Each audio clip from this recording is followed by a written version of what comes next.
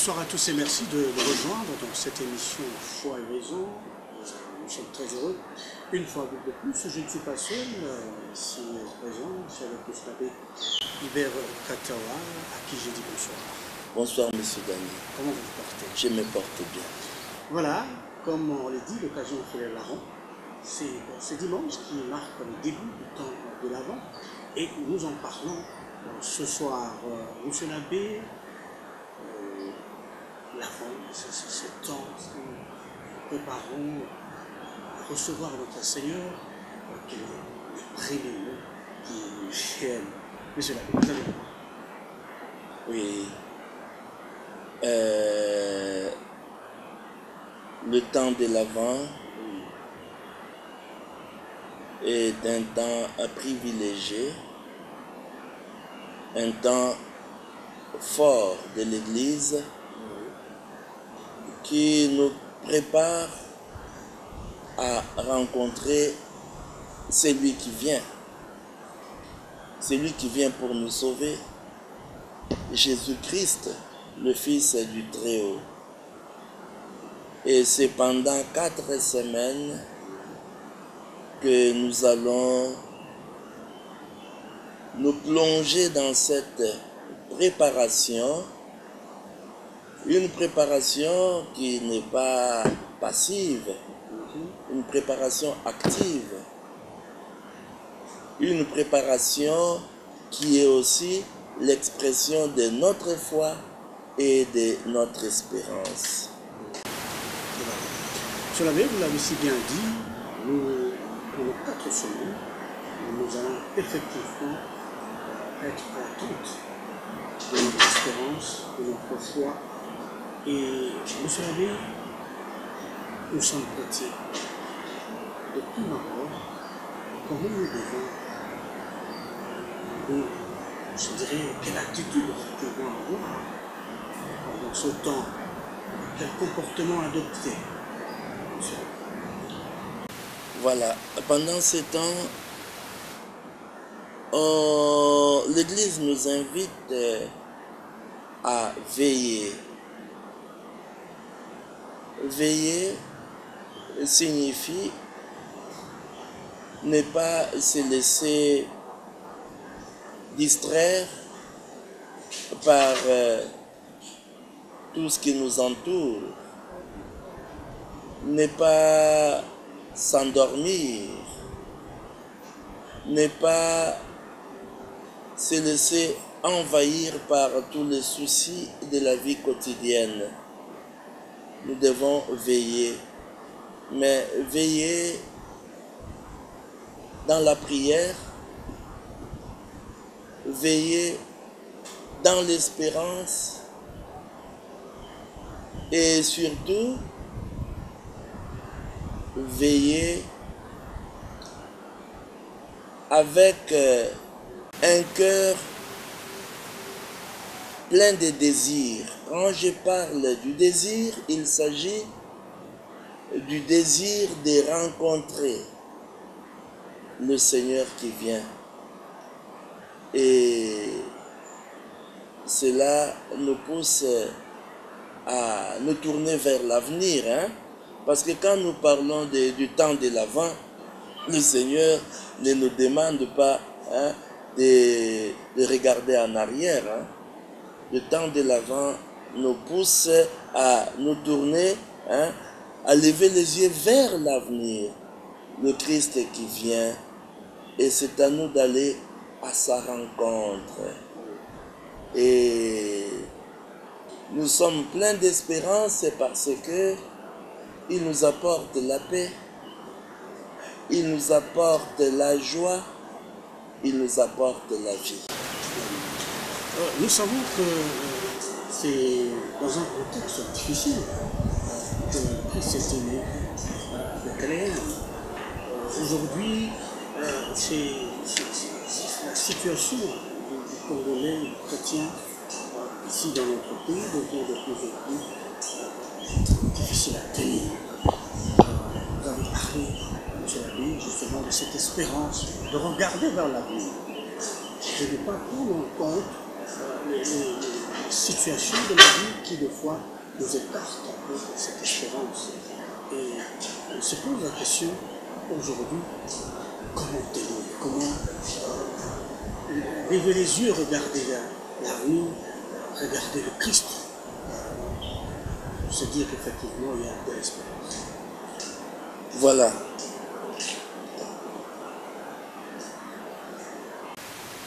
Le Christ qui vient, il vient avec pour mission de nous prendre avec lui, avec pour mission de tout partager avec nous. Et la situation actuelle, une situation qui dérange tout le monde, des changements brusques, de nouvelles habitudes qui s'imposent, risque de nous empêcher de bien préparer cette rencontre avec le Seigneur. Il vient, mais c'est à nous de préparer les chemins du Seigneur. Quand je dis les chemins du Seigneur, oui, il vient par toutes sortes de voies. Toutes sortes de voies. Oui, mais le chemin privilégié, c'est le cœur de l'homme. Le cœur de l'homme. Et nous le voyons quand on attend une personnalité, un président, un roi qui vient de loin pour visiter un autre pays. Ça me rappelle quand on était enfant, il fallait que toutes les bordures de nos routes, surtout les voies principales, on devait repeindre. Et souvent, quand il passait, on allait, beaucoup de gens allaient pour accueillir avec des fleurs, avec des mouchoirs. Alors, tout cela se prépare. Mais pour le Christ qui vient, comme je viens de le dire, le chemin privilégié, c'est le cœur de l'homme. C'est le cœur de l'homme qui doit être préparé. Voilà. Vous savez, vous le dites si bien, mais aujourd'hui, il me semble que certaines personnes ont le cœur meurtri, le cœur saignant. Ça devient une terre non propice pour accueillir le Christ, le Sauveur. Et comment faire? Parce qu'on s'est dit, bon, aujourd'hui, oui, je suis cette identité de chrétien. Je me dois m'ouvrir, je me dois peut-être enlever tout ce qui a amertume, tout ce qui a comme tâche dans mon cœur, mais il est en mal de le faire. Il est fatigué, il s'est dit. Que faire? Que faire? Il le veut bien. Accueillir le Sauveur, accueillir le Christ dans son cœur, comme vous l'avez si bien dit. Préparons le cœur pour recevoir le Christ. Mais le cœur est malade. Le cœur de l'homme est malade. Le cœur de l'homme est blessé. Le cœur de l'homme saigne. Mais en même temps aussi, le cœur de l'homme est vide de la présence du Seigneur. En même temps. Le cœur de l'homme est avide. Le cœur de l'homme doit se vider de tout ce qui dérange, de tout ce qui encombre qui encombre la marche vers le Seigneur. Je l'ai dit en me référant à la situation actuelle. Quand nous parlons de l'avant, la préparation de la venue du Seigneur, n'oublions pas que ce Seigneur-là, il vient, mais il est déjà venu. Il est né à Bethléem, mais il a dit qu'il reviendra. Donc, ici, nous nous préparons à recevoir le Christ qui vient, qui va naître dans les cœurs des hommes. Oui. Mais il faut qu'il trouve ses cœurs préparés, ses cœurs convertis, ses cœurs, je dirais même, sanctifiés. Et cela permet à l'homme qui accueille le Christ dans sa vie personnelle de rayonner et de répandre autour de soi cette espérance qui habite son cœur, cet amour qui inonde son cœur, parce que tous nous nous préparons à accueillir le Christ qui reviendra dans toute sa gloire. Si nous parlons du mystère du déjà là et pas encore là, déjà là, oui, le Christ soutient nos efforts parce qu'il est déjà là.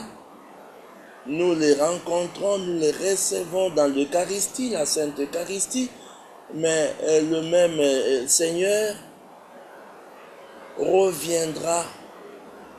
Et cela nous encourage pour que nous puissions bien vivre. Bien vivre signifie, quelles que soient les situations difficiles que nous connaissons, quelles que soient les souffrances qui sont en train de détruire l'homme, de réduire l'homme, de ternir même l'image de Dieu en l'homme, mais quel que soit tout cela,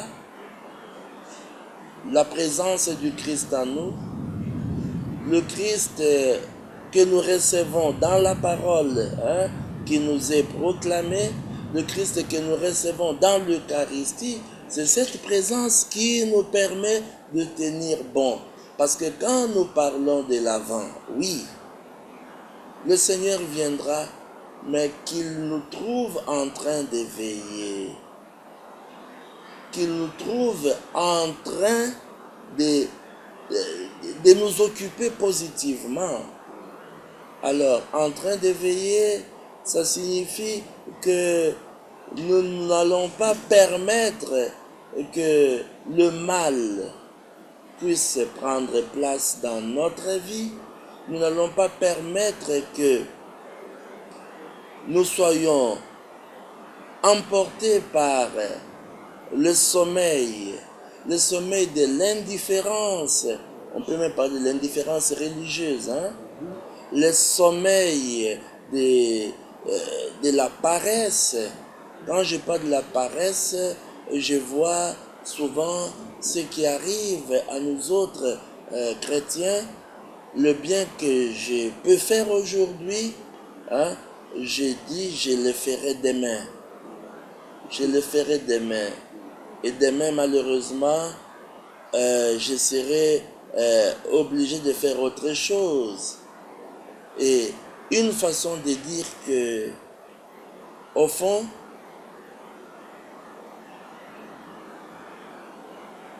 attendre le Seigneur qui vient, c'est vivre dans l'espérance et vivre de l'espérance.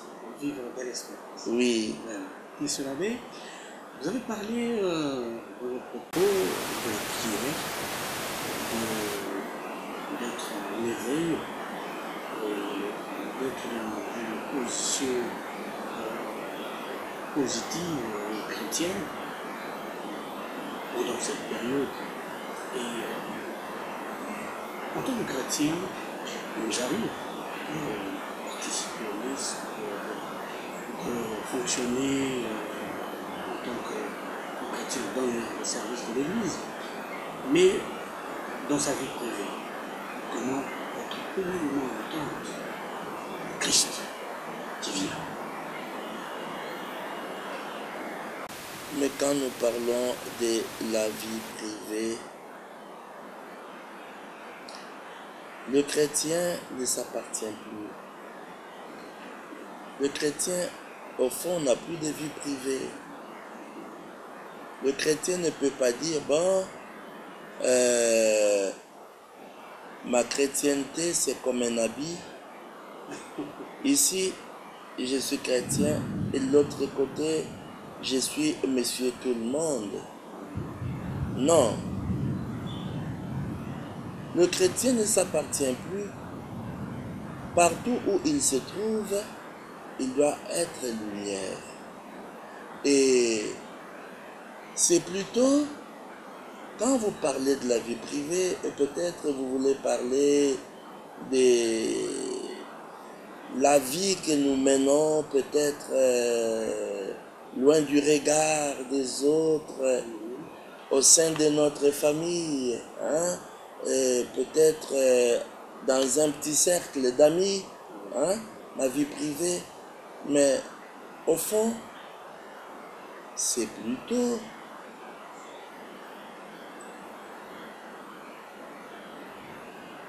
profitant de ces occasions-là que le chrétien doit rayonner davantage. Doit rayonner davantage. Parce que le chrétien n'agit pas pour faire plaisir aux hommes. Le chrétien, même en cachette, il agit pour la gloire de Dieu. Il agit parce que il est fils de lumière. Elle agit parce qu'elle est fille de lumière. Donc, c'est au fond notre foi chrétienne qui oriente nos actions. Nous vivons comme nous croyons.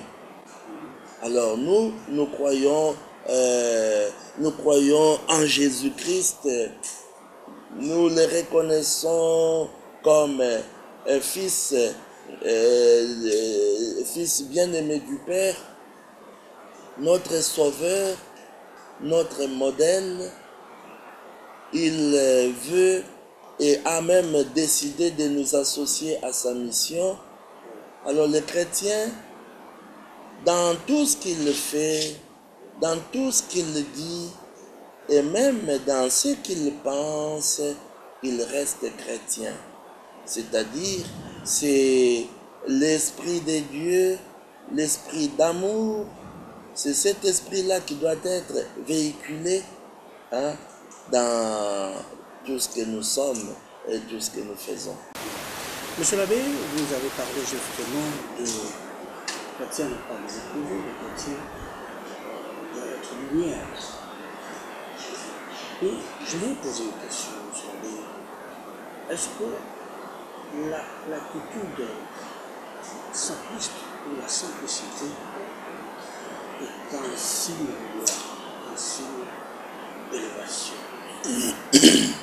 Parce que des fois, nous, à la temps de Christ, à la temps de notre Sauveur, nous sommes appelés peut-être à redécouvrir, nous sommes appelés peut-être à avoir une attitude. Et est-ce que ça nous diminue, ça nous vilipende, monsieur? Voilà. Le chrétien se reconnaît fils de Dieu, enfant de Dieu, et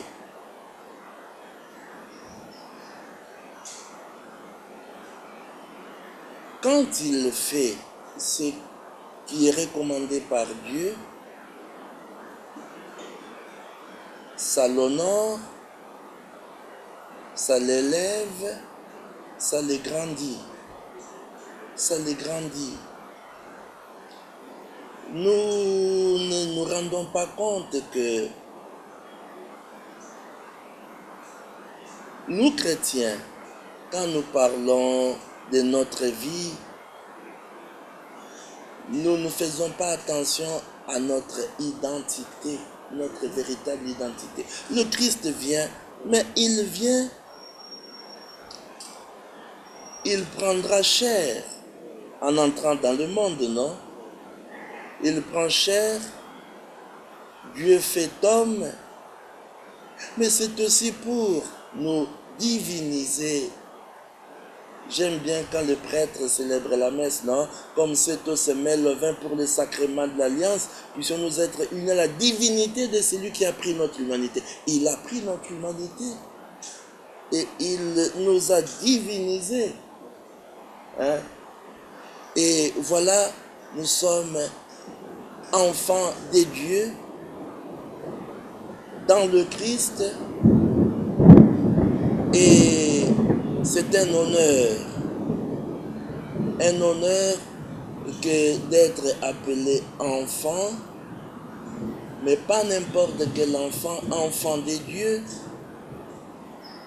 et enfant d'un grand roi, mais nous sommes des princes, des princesses qui méritent d'être protégés. Nous avons chaque ange gardien, nous le savons. Hein? Nous avons un ange gardien. Et moi, je m'amuse à donner des ordres à mon ange. À donner des ordres à mon ange. Pour dire, écoute mon ami, je suis très fatigué. J'aimerais... je suis très fatigué. J'aimerais vraiment me reposer. Je n'aurai pas le temps de faire toutes mes prières.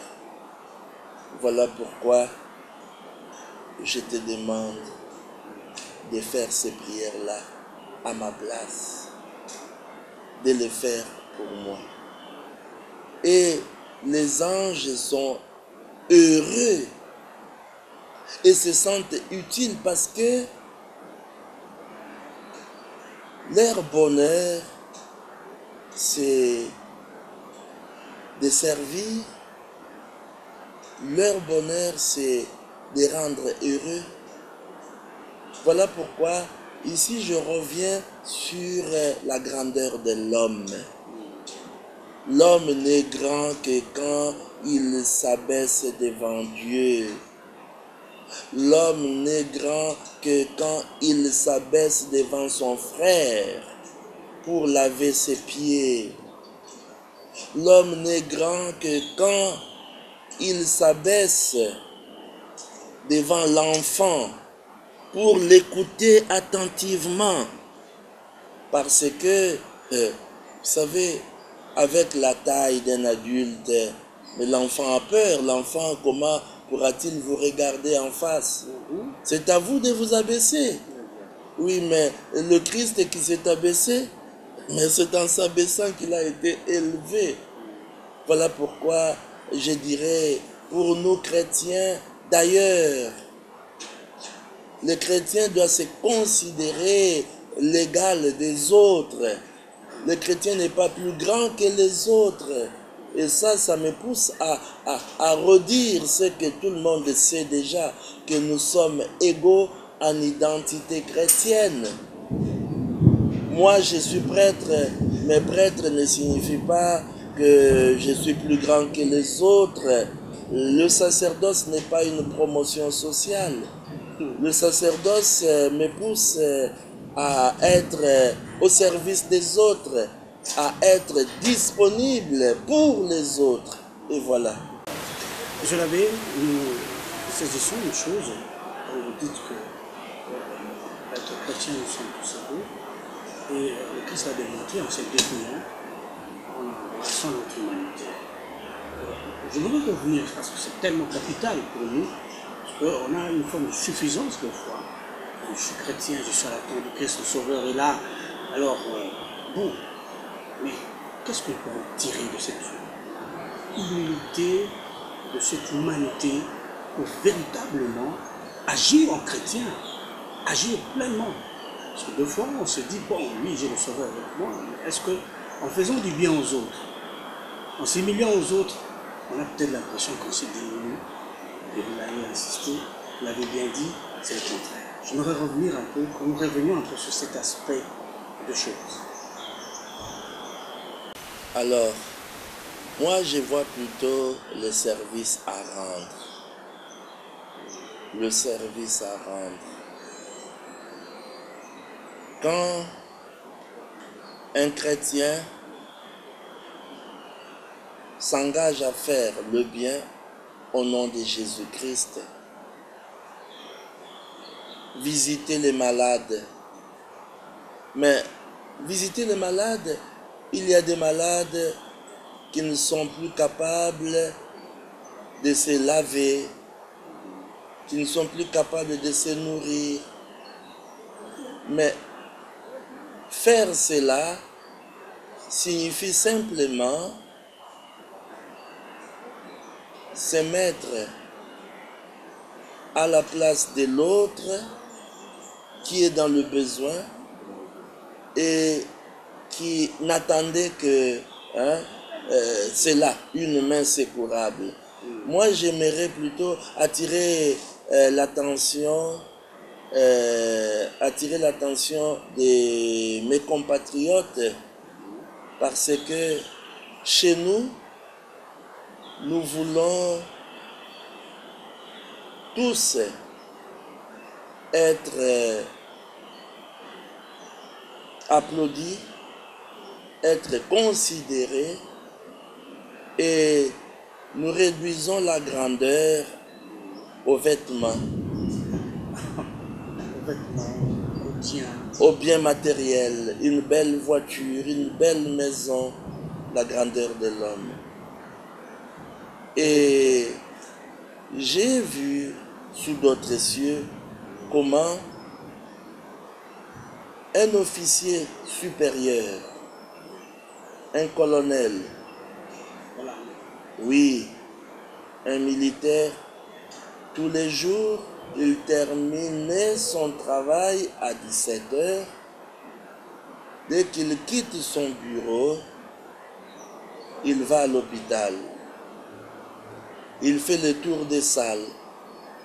Il y a des malades qui ne sont pas visités, qui ont besoin d'une parole de réconfort, d'une présence, d'une main, et voilà, qui n'en trouve pas. Il fait cela. Mais en même temps aussi, il aide certains malades à manger. Et tout cela ne les diminue pas. Tout cela montre plutôt que c'est un homme fort. Quand je dis fort, c'est-à-dire tu te fais du bien à toi-même et tu fais du bien aux autres. Tu ne te limites pas à toi et à ta famille. Alors, tu trouves du temps pour les autres. Cela simplement pour dire que le Christ, il est notre modèle. Il nous a montré la grandeur de l'homme dans l'humble service quotidien. C'est en s'abaissant, en étant proche des autres, en se laissant peut-être aussi réprimander. Quand je dis réprimander, on peut me faire des remarques, non?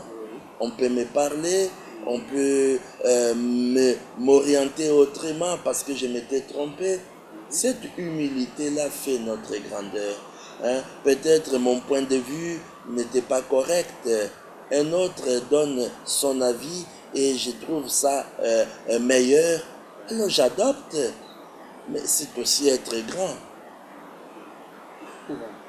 Monsieur l'abbé, nous évoluons, mesdames et messieurs, comme vous le suivez de Kinshasa, de Brazzaville. Oui, ce temps fort de l'Église, ce temps de l'Avent, c'est un temps du Seigneur que nous partageons ce soir avec vous qui le suivez. Monsieur l'abbé, le cœur, revenu sur le cœur, la notion du cœur. Le Christ dans nos cœurs, disposé à recevoir le Christ. Monsieur l'abbé, ça renvoie quand on parle du cœur. C'est ce qu'on dessine là, c'est qu'on pense, j'imagine. Le cœur, c'est quoi, monsieur l'abbé? Oui. Et le Christ reviendra. Certain. Tout œil le verra. Mais c'est tous les jours que le Christ est en train de naître dans nos cœurs. Et cela signifie quoi? Le mystère de l'incarnation, c'est un mystère inouï. Dieu fait homme. C'est Dieu-là qui a dit au roi David, ce n'est pas toi qui me construirais une maison. Si le ciel, c'est là où se trouve mon trône, et je pose mes pieds sur terre, est-ce qu'une maison faite des mains d'homme pourra-t-elle vraiment me contenir? Alors, voyez, il est tellement infiniment grand. Infiniment grand. Et c'est lui-là qui est infiniment grand. S'est humilié parce qu'il peut tout et a accepté d'être porté. Celui qui porte tout a été porté dans le sein d'une femme. Et ça, c'est beau parce que cela montre comment nous aussi, après Marie, nous devenons des porteurs de la présence de Dieu. Porteurs de la présence de Dieu. Mais cette présence de Dieu fait de nous, de chacun de nous, un temple saint. Nous sommes le temple de l'Esprit Saint. Nous sommes la maison de Dieu. Et cela renvoie au Christ lui-même quand il a dit « Détruisez ce temple et en 3 jours je le rebâtirai ». Il parlait de son corps, non? Et sa mort et sa résurrection. Simplement pour montrer comment l'homme est devenu capable de porter Dieu son créateur. Quand je dis porter Dieu son créateur, au fond, le Seigneur passe par nos cœurs. Nous devons ouvrir nos cœurs à la grâce. Nous devons nous rendre disponibles. Nous devons disponibiliser nos cœurs. Voilà pourquoi moi je dirais, le cœur ne peut jamais vieillir. Le cœur ne peut jamais vieillir, mais le cœur porte Dieu. Dieu est l'éternelle jeunesse. Dieu ne change pas. Il est le même, hier, aujourd'hui et pour toujours. Et voilà pourquoi il est dit, quoi qu'il arrive, ne laisse jamais la haine envahir ton cœur. Ne laisse jamais la haine envahir ton cœur. Le cœur, voilà, c'est sanctuaire que nous devons protéger. Le cœur, c'est là où le Christ viendra s'abriter. Et c'est un grand mystère. Le Christ a été accueilli par Marie, d'abord dans son cœur de mère et dans son sein. Une façon de dire que quand nous parlons même du temps de l'Avent, temps de l'attente, mais une attente joyeuse. Moi, je dirais même une attente qui doit nous pousser à rendre grâce incessamment. Hein, c'est ça. Hein, et même dire Maranatha, viens, viens, viens, viens Seigneur. Bien, Seigneur. Viens Seigneur. Voilà, mesdames et messieurs, nous progressons tout doucement. Et voilà, ce temps fort, ce temps de bonheur, ce temps de méditation. Oui, Maranatha, bien Seigneur. Sur l'abbé, nous sommes face justement à plusieurs tableaux. Cette réalité, mais nous nous référons à cet espoir, à l'espérance de Christ. Et est-ce que nous pouvons être joyeux? Est-ce que nous pouvons être joyeux, mes chers? La joie que donne le Christ, la joie que le Christ apporte, n'est pas comparée à la joie que le monde peut donner. Et moi je dirais même que nous sommes condamnés à être joyeux, à vivre dans la joie. Condamnés. Nous sommes condamnés. Nous sommes obligés parce que le Christ qui vient, qui est déjà là, il est vivant. Et c'est cette joie-là qui déborde de nos cœurs, qui doit, je dirais même, doit être contagieuse. Parce que, d'ailleurs, les chrétiens ne sont pas épargnés, elles ne sont pas immunisés, ne sont pas préservés de la souffrance inhérente à la nature humaine. Ils souffrent comme tous, mais la différence est qu'ils savent comment se comporter en temps de souffrance.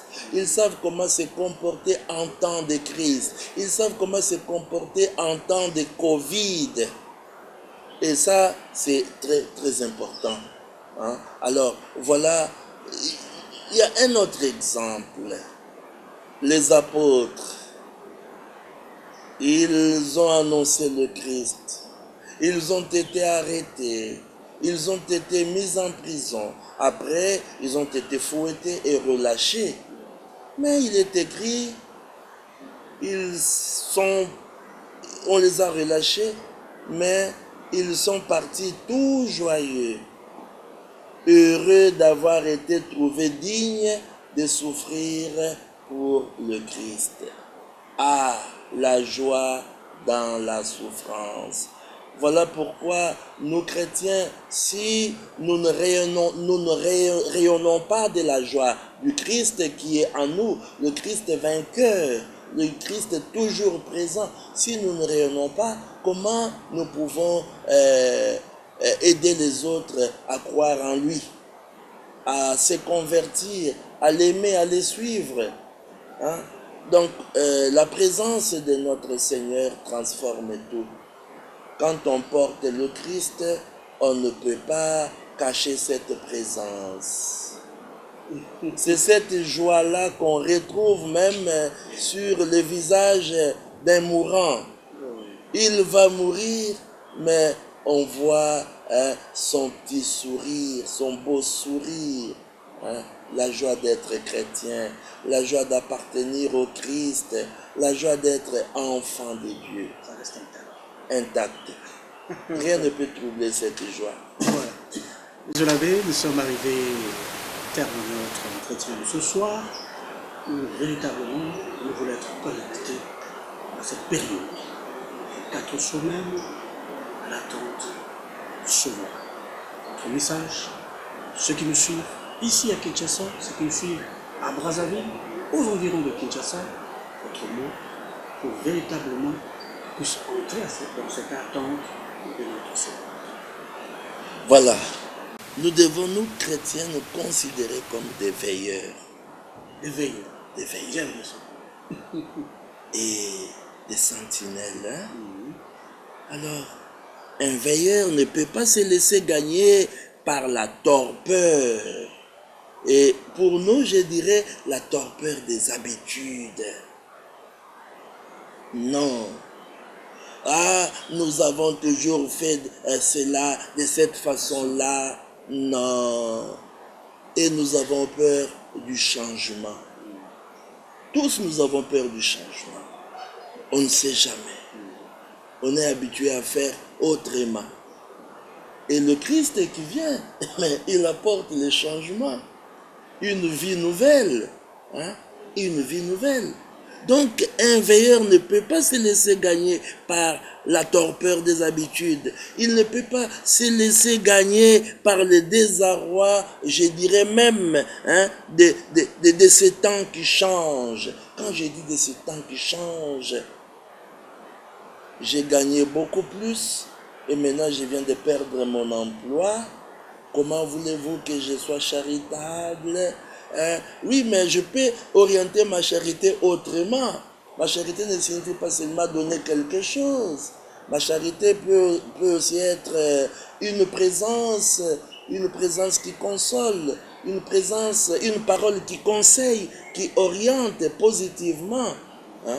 Alors voilà une façon de dire, restons des veilleurs, des hommes et des femmes de prière qui vivent de la parole de Dieu, qui vivent de l'espérance et qui vivent dans l'espérance.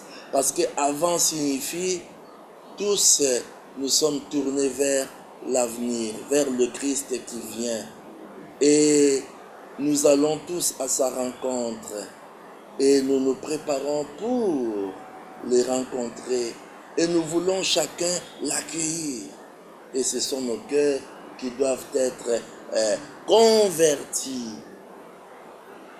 Des cœurs disponibles, ouverts à la grâce de Dieu. Merci beaucoup, monsieur l'abbé. Voilà, des cœurs convertis, disponibles, véritablement pour accueillir le Seigneur qui arrive. Et je vous remercie d'avoir suivi cette émission. Nous pensons que ça vous a été utile. Et nous prenons rendez-vous prochainement. Et voilà, donc aujourd'hui, nous avons parlé de l'Avent. Et voilà, nous espérons que le plaisir a été partagé. Merci une fois de plus, monsieur l'abbé, pour votre disponibilité. Voilà. Les téléspectateurs continuent pour la suite de nos antennes. Et nous disons en attendant, portez-vous bien et à la prochaine.